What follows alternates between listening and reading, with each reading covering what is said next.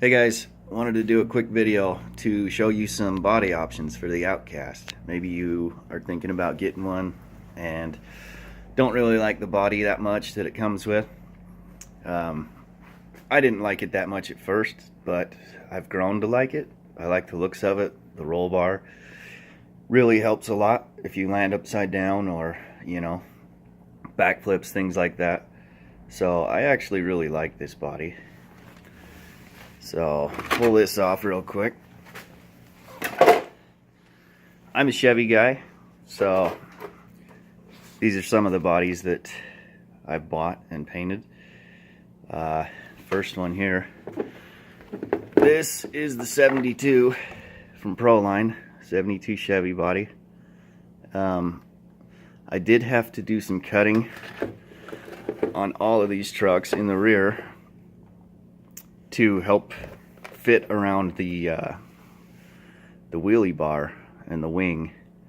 So plan on that. If you're going to be getting one of these truck bodies, you're going to have to do some trimming to make it fit. So I'll put this guy on for you, kind of take a look at it.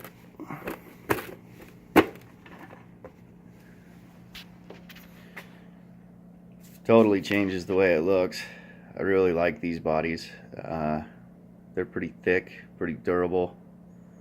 There is one issue I'll show you in just a minute that I have with them, because there is no roll bar on these bodies, and you're not actually able to mount the Arrma roll bar because of this little piece here. The roll bar fits flush on top of the bed, so you can't get it on here because of that.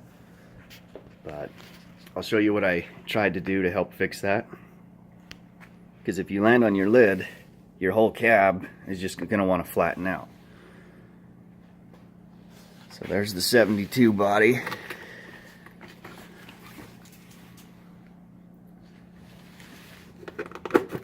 There we go. Looks pretty sweet on there. I really like this body. I actually haven't even ran this one yet.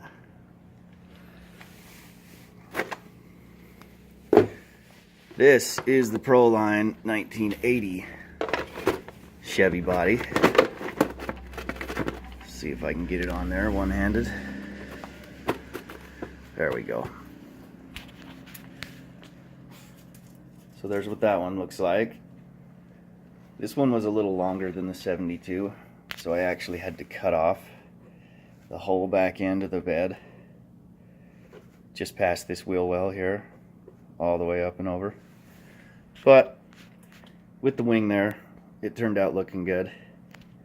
I wish I wouldn't have tried to paint these, you can see this sloppy chrome looking stuff, but this was my first body and I was just experimenting, so it didn't turn out the best looking, but it works for a basher. So that issue I was going to show, I landed this guy upside down right on the cab, and I had this great big crack right here, if you can see it.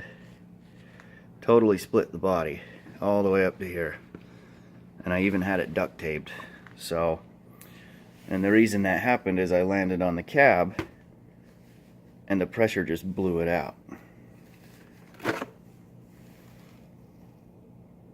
So I'll show you what I did to try to fix that.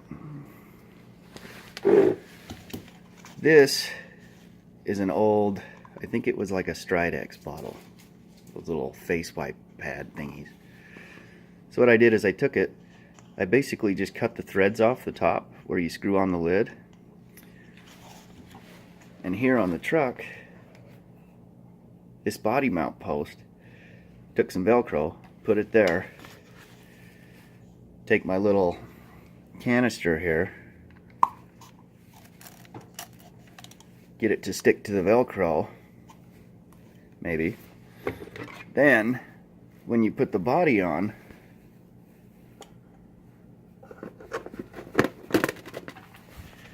it will help support that empty space here under the cab.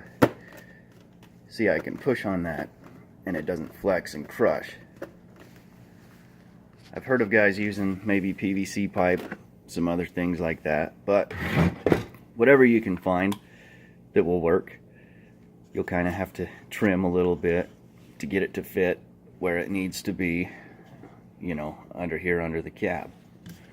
So that's what I did to try to fix that. One more body. I got another 1980 Chevy from Proline.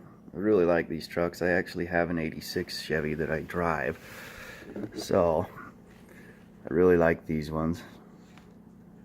Did this one black and silver. I used masking tape on this one so the lines aren't perfect, but wanted to show you, if you do paint a body and you want to two-tone it or do multiple colors, you can get this stuff. It's liquid masking film. This is Bob Dively. So what you do is you paint this stuff on with a brush basically and let it dry. Do yourself a few coats, and then when it dries, you can actually come in underneath the body. You paint it on the inside, and then you can come in and take your X-Acto knife or razor and cut the line, and this stuff will peel off just like the protective film that's on the outside of these when they're unpainted. So you peel that stuff right off, paint whatever colors you want, and then if you want to do another color, you repeat the process, peel that, and paint. It's just like masking tape, except it's paintable. So I'm gonna try that on my next body. I got another Outcast body, and I'm actually gonna paint it this color. I might do it this color with a little bit of black two-tone. I'm not sure yet, but I'll try to make another video for that.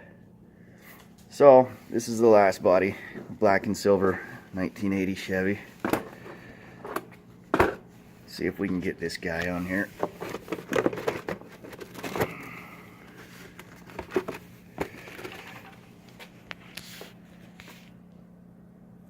So there's that one on there. I like the way that one looks.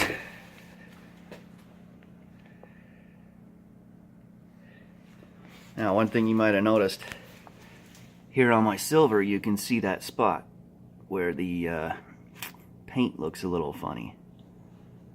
Now, this is a perfect example of why you want to take your time and do really thin coats when you're painting.